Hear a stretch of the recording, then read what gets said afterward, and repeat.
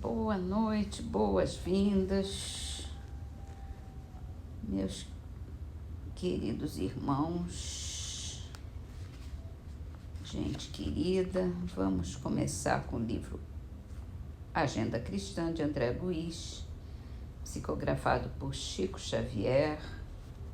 Aparências. Não censure a mulher que se apresenta suntuosamente.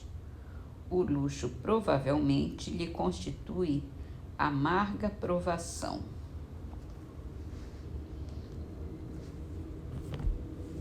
É certo. Livro dos Espíritos de Allan Kardec.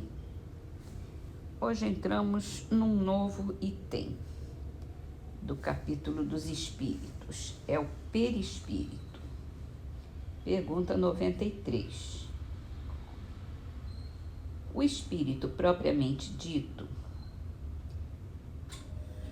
não tem nenhuma cobertura ou, como pretendem alguns, está sempre envolto numa substância qualquer. Uma substância o envolve, ela é vaporosa para os nossos olhos, mas ainda bastante grosseira para os espíritos. Assaz vaporosa, entretanto, para poder elevar-se na atmosfera e se transportar aonde queira. Kardec coloca uma nota aqui.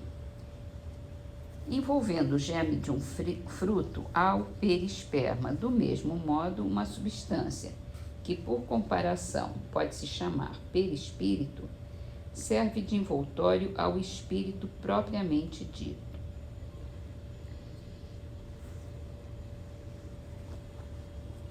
Para quem não está familiarizado com essa nomenclatura, esses nomes espíritos, do espiritismo, né?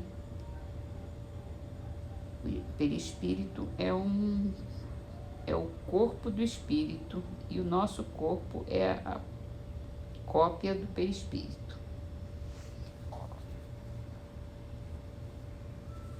Não é o contrário. E a gente, quando deixa esse corpo físico, fica com o perispírito, e à medida que o espírito vai evoluindo, vai se purificando, esse envoltório, esse corpo espiritual vai ficando cada vez mais etéreo, até, como os espíritos descrevem, né, nas psicografias, se torna quase que apenas uma luz, que é o caso de Jesus, de Maria, de espíritos muito adiantados. Vamos então para o livro O Evangelho segundo o Espiritismo. Estamos no capítulo dos bem-aventurados os que são brandos e pacíficos, e hoje, nessas instruções dos Espíritos, a gente lê uma mensagem de Lázaro, dada em Paris em 1863. Obediência e resignação é o título. A doutrina de Jesus ensina em todos os seus pontos a obediência e a resignação, duas virtudes companheiras da doçura e muito ativas, se bem os homens erradamente as confundam com a negação do sentimento e da vontade. A obediência é o consentimento da razão. A resignação é o consentimento do coração. Ambas são forças ativas, porque carregam o fardo das provações que a revolta insensata deixa cair. O pusilânime não pode ser resignado do mesmo modo que o orgulhoso e o egoísta não podem ser obedientes. Jesus foi a encarnação dessas virtudes que a antiguidade material desprezava.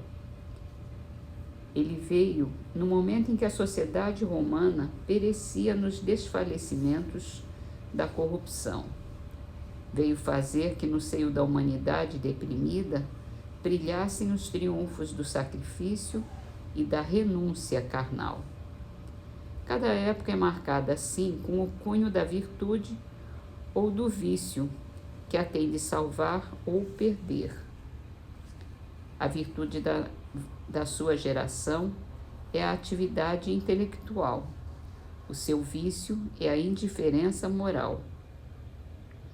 Digo apenas atividade porque o gênio se eleva de repente e descobre por si só horizontes que a multidão somente verá mais tarde, enquanto a atividade é a reunião dos esforços de todos para atingir um fim menos brilhante, mas que prova a elevação intelectual de uma época. Submetam-se à impulsão que vimos dar aos seus espíritos. Obedeçam à grande lei do progresso, que é a palavra da sua geração. Ai do espírito preguiçoso, ai daqueles que cerra o seu entendimento. Ai dele, porque nós, que somos os guias da humanidade em marcha, lhe aplicaremos o látego e lhe submeteremos à vontade rebelde, por meio da duplação do freio e da espora. Toda a resistência orgulhosa terá de cedo ou tarde ser vencida. Bem-aventurados, no entanto, os que são brandos, pois prestarão dócil ouvido aos ensinos. Muito bem explicado mesmo. Vamos terminar então nossas leituras de hoje com a frase de Emmanuel, que está no livro Perdão e Vida, psicografado por Chico Xavier. E simplificando as próprias experiências, você se reconhecerá mais leve e mais feliz, habilitando-se, por fim, à libertação espiritual que infalivelmente o convocará hoje ou amanhã para o regresso à vida maior.